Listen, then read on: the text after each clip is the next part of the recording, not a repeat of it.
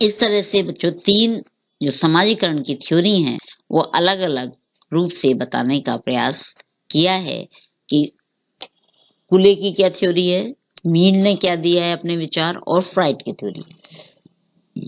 कूले की और मीड की थ्योरी एक दूसरे बिल्कुल समानांतर लगती है, लेकिन इनकी दोनों की थ्योरी में कुछ अंतर हैं, सिद्धांत में अंतर हैं।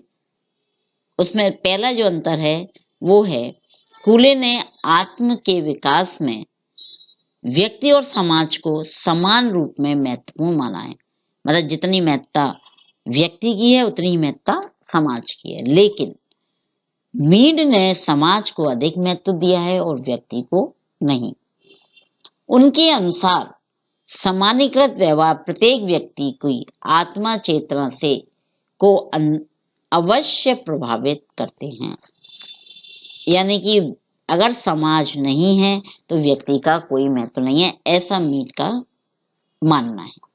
तो यानी कि कूले ने तो दोनों को समान अधिकार दिए हैं, समान स्थान दिया है, लेकिन मीड ने समाज को उच्च और व्यक्ति को निम्न माना है।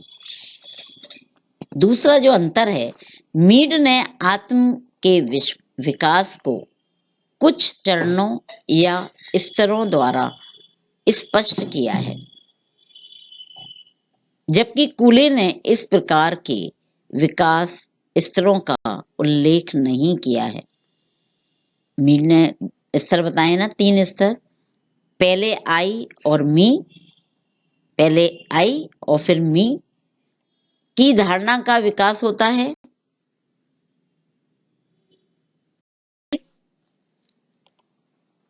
फिर किसका विकास होता है, फिर हमारी आत्मा का विकास होता है। उन्होंने माइंड, सेल्फ और सोसाइटी, इस तरह से 3 स्तरों की बात की है।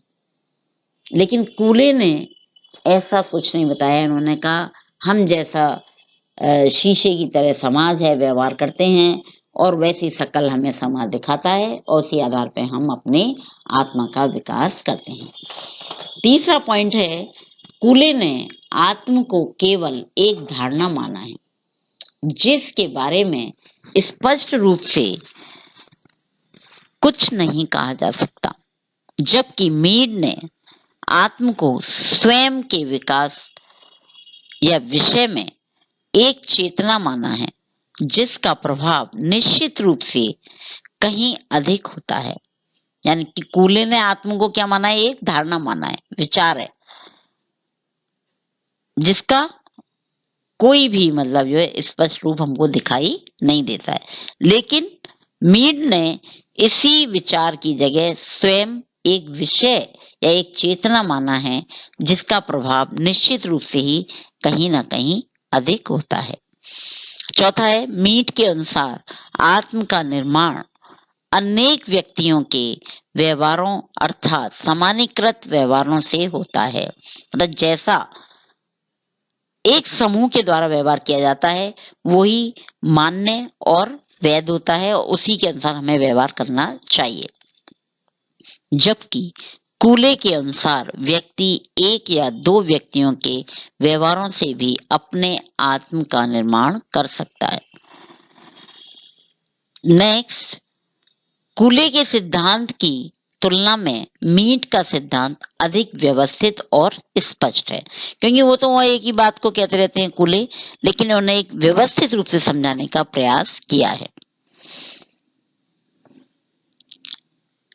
इन तीनों के सिद्धांत के बाद सामूहिक प्रतिनिधित्व की जब बात आती है तो दुर्खीम ने सामूहिक प्रतिनिधित्व के आधार पर अपने सिद्धांत को बताने का प्रयास किया है।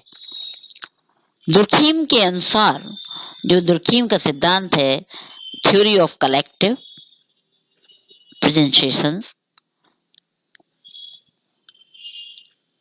तो इन्होंने अपनी कुछ बातें कही हैं। नंबर 1, समाज महत्वपूर्ण है, अर्थात समाज व्यक्तियों से बनता है। व्यक्ति समाज के द्वारा निश्चित मूल्य, विश्वास, आदर्श, इन सबको क्या करता है, आचरण में लाता है और उनका उपयोग करता है। लेकिन अगर समाज नहीं होगा तो जो हमारे सामूहिक प्रतिनिधित्व के रूप में जो हम कार्य करते हैं तो वो कार्य करना मुश्किल होगा। कहने का तात्पर्य है कि समाज महत्वपूर्ण है, अर्थात समाज व्यक्तियों से बड़ा है। दुर्खिम क्या कह रहे हैं? व्यक्ति बड़ा नहीं है, समाज व्यक्तियों से बड़ा है, क्यों? उसी से मिलकर तो है ही।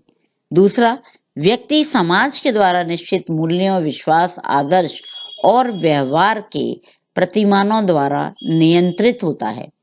किससे नियंत्रित होता है? समाज के द्वारा जो भी निश्चित वैल्यूज, नॉर्म्स, बिलीफ्स, आदर्श, है ना, व्यवहार, मॉडल्स जो भी हमारे बनाए जाते हैं उनके द्वारा हम क्या करते हैं? नियंत्रण करते हैं। और क्या होते हैं? समाज इसलिए व्यक्ति से बड़ा है। तीसरी बात उन्होंने कही, परंपराएं, मूल्य, आदर्श, सामाजिक मानदंड आदि दुर्खीम के अनुसार सामूहिक प्रतिनिधान हैं। सामूहिक प्रतिनिधान क्या है? कि हमारे ये जो परंपराएं हैं, मूल्य है, आदर्श है, सामाजिक मानदंड हैं, ये सब क्या है? ये सामूहिक रूप से कार्य करते हैं, प्रक्रियाएं हैं जो हम उनके अनुसार अपने कार्यों को करते हैं।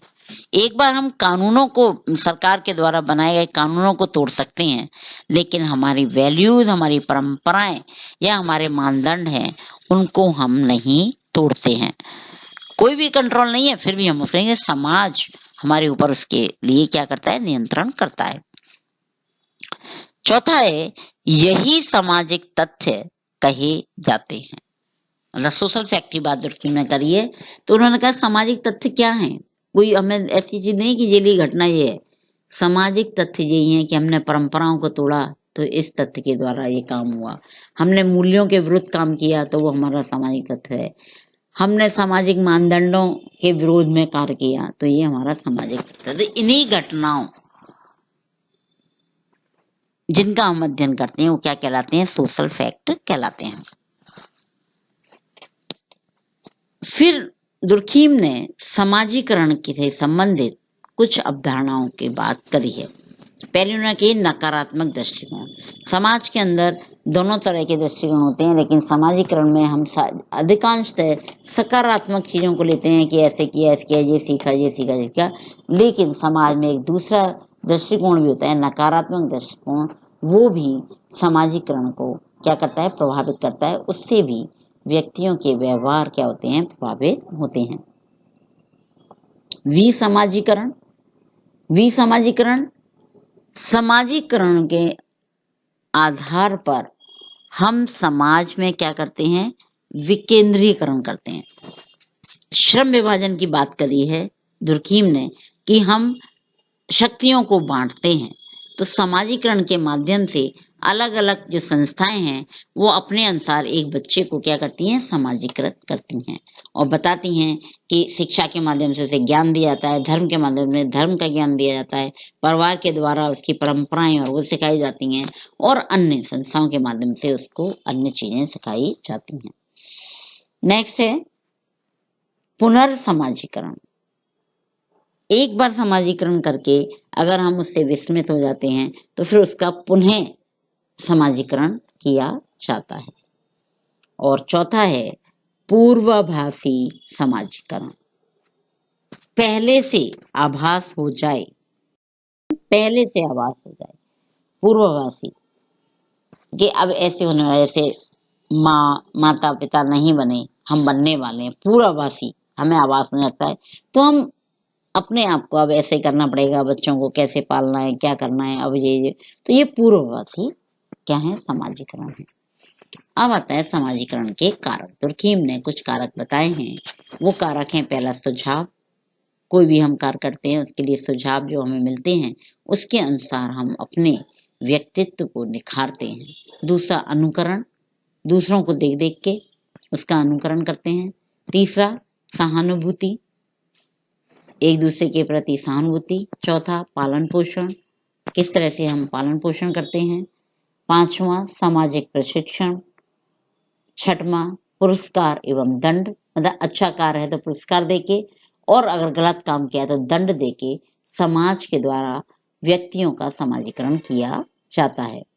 इसी प्रकार से नेक्स्ट है सहमति और असहमति। किसी चीज में हम सहमति दे रहे हैं तो इसका मतलब सही है, और किसी चीज में हम सहमति नहीं दे रहे हैं तो ये काम सही नहीं है, समाज के विरुद्ध है।